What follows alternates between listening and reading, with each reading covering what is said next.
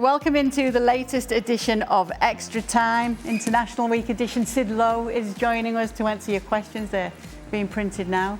And Danny's going to make an appearance here on the show. Come on in, Danny. It's all right. All right. He's happy Spain won today. Hey, what? I wish I got a picture of his face. I was talking about that. Don't be a foul. Yeah. I want to see your face. There's steam coming out your ears. You don't think it was a foul? I can see why. It was a foul, yes. It's the Fulham-Chelsea game we're talking about. Yeah. There's only you and Frank Leboeuf that I am aware of on the planet at the moment. Maybe there are somebody else that thinks it might have been a foul. No, Frank said it wasn't a foul. Shaka said it was a foul. No, Shaka didn't. Shaka did say it was a foul. No. Yeah, Frank said it was a foul. I remember watching that. I thought Frank said it was a foul and Shaq said it wasn't. But it doesn't matter either way. Yeah, it does. It's not that obvious. No, it doesn't. No, your face was brilliant though. Honestly, you were like that. No. Sorry, Sid. It's late in Spain. All right. In hindsight, It's guys. late in Connecticut, depending on what your age is.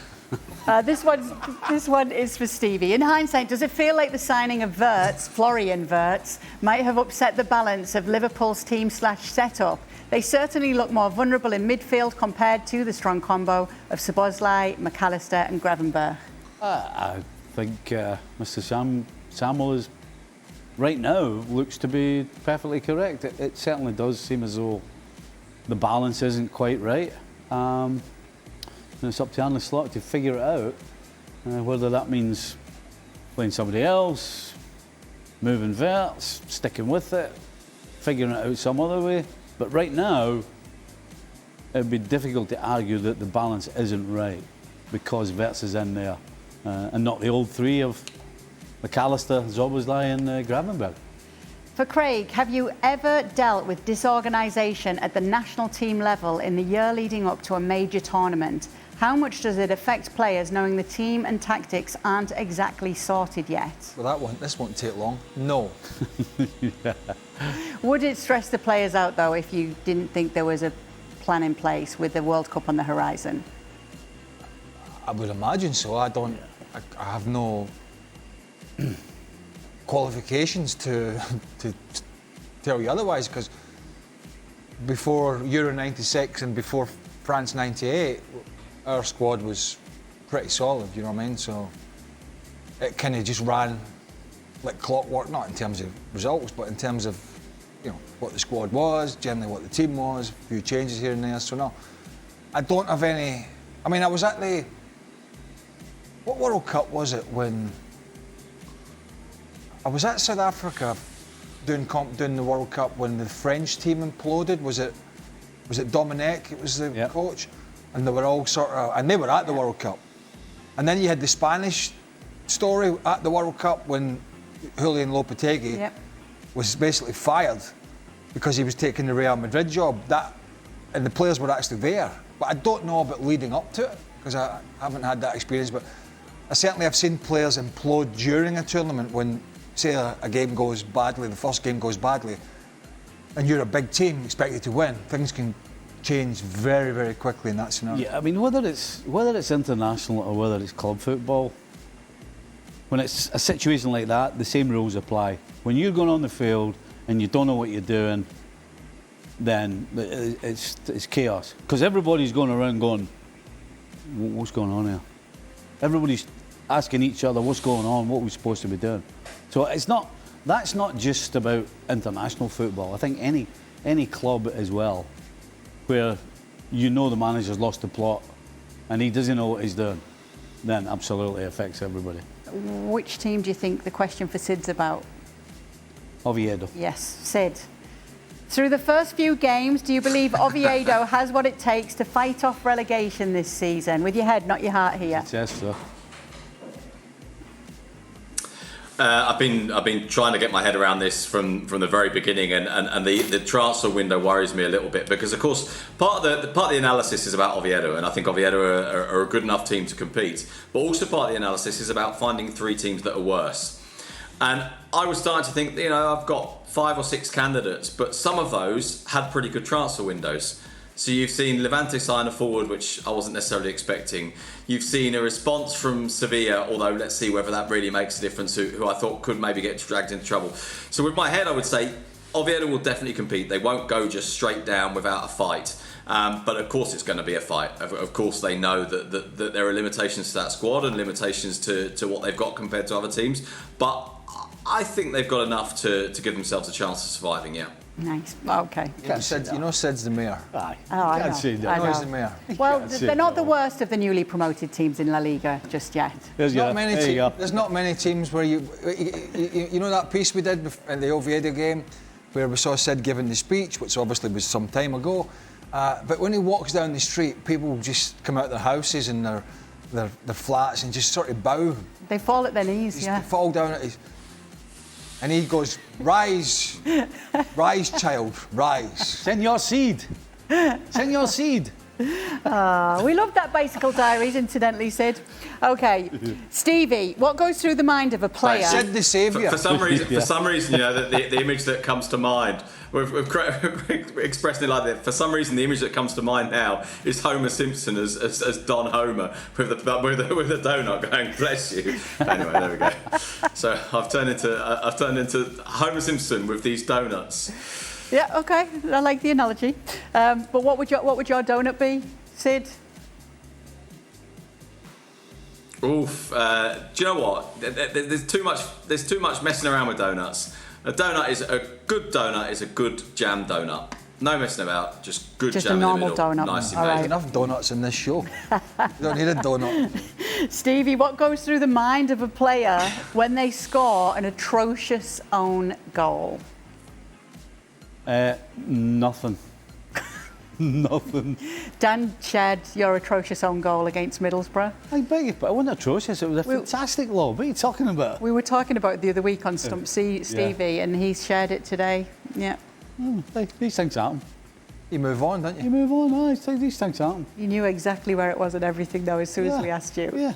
And it wasn't my fault, so it doesn't matter. Sid, Goalie. can you ever What was the remember? goalie doing? Stevie did score an atrocious own goal. What's the goalie doing? Can you remember it, or have you forgotten it? It's an absolutely brilliant lob, isn't it? There you go. All right, that is Liverpool See? and Oviedo fan Sid Lowe. Remember all the good ones. Craig, will Guardiola change his style of playing out from the back with Donnarumma? Or will he still be stubborn with a little wink? Remember versus Arsenal, playing direct to Haaland with Holding as a defender and Kevin De Bruyne too. Remember the Arsenal playing direct to Haaland with Holding? You mean Rob Holding? Shaking your head. Just answer the first Yeah, that's part not of the really question. a question. I think he means playing long to Haaland when Rob Holding was playing, but that was Rob Holding. So will he change his style of playing out from the back, or will he still be stubborn? They're not going to change. Yeah. Not going to change. He's going to roll the ball back to him. He's going to have the same problems that James Trafford has had early on in the season. Actually, James Trafford played well at the weekend at Brighton in the loss, made some great saves, otherwise it could have been worse. Was a bit more comfortable with the ball at his feet, took less risks with the ball at his feet, sort of lumped it up the field now and again, which I think we'll see Donnarumma do. I think we'll probably see him take a sort of stuff you attitude to his manager, and when he needs to lump it, he'll lump it because he's not comfortable playing those balls out, and I get that. I think you saw the difference, or you'll see the difference in experience, because Trafford isn't experienced enough yet to be able to make his own decision when it needs doing.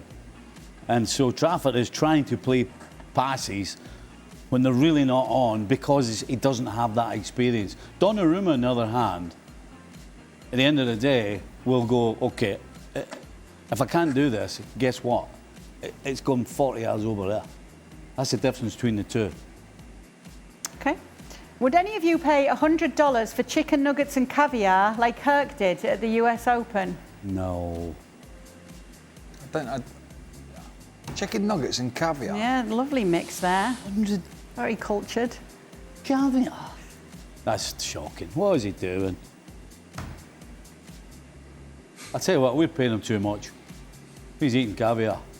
I mean, I'm not being funny, but Why would you even think of that? I mean, Sid, all you need is a big jamon bocadillo at the pitch and you're done, you're fine, right? Exactly, and I tell you what, if you're given a choice between chicken nuggets and caviar, I'm going the nuggets every time. The problem in that $100 equation isn't the nuggets, it's the caviar. Yeah, but the trouble is here, you have to question Hurt here. Not just the money, but the money's outrageous. You're just not paying that out of principle. But at what point in your life are you sort of mixing the two? It's showing that he can afford the caviar now, but he's still grounded with the chicken nuggets. Wait, at what point do you go, do you know what? Do that again. Bit of a mix. Hold on, do that again. Come on. He can afford the caviar now, but he's still grounded with the chicken nuggets. That's it. Is that what he's doing? Yeah, that's it. Have you ever even tried caviar? No, I don't like it. No thanks. I'd rather eat mince with corn in it. Oh, yeah, That's well, how let's much I say hate something, caviar. right? $100. $100. I mean, anyway, let's just move on. Okay. For the panel, today is Eat an Extra Dessert Day. What dessert do you always have seconds of? Oh. I'm not a dessert, I'm more of a appetizer than a dessert. But if you're to have a dessert, what would sway you? A really good creme brulee. Stevie? Ice cream and peaches, vanilla ice cream. There's a man of the people. Yeah. Ice cream Tinned and peaches. peaches. Ice cream, tinned peaches. Tinned peaches, absolutely.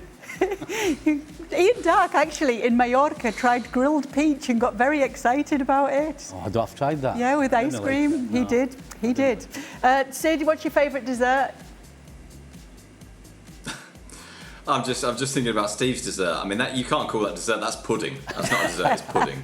And I think the answer, to be perfectly honest, I'm going to give you the honest answer. In my case, the question was, which dessert would you have twice? My answer would be all of them. All of them. Oh, Sid's a dessert man. Yeah, it's got a Big sweet fan, tooth. eh? Sweet tooth, Sid.